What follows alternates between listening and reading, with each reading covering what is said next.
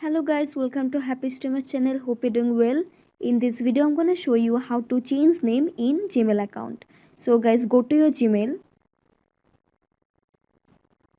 Now tap on your profile icon and then tap on Google account. Now select personal info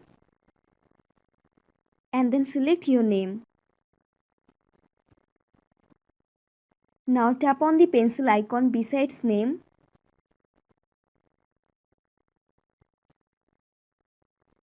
And guys, now here you can change your Gmail name. And after changing, just tap on save. Then your name will be changed. So guys, that's it. That's how you can change name in Gmail account very easily.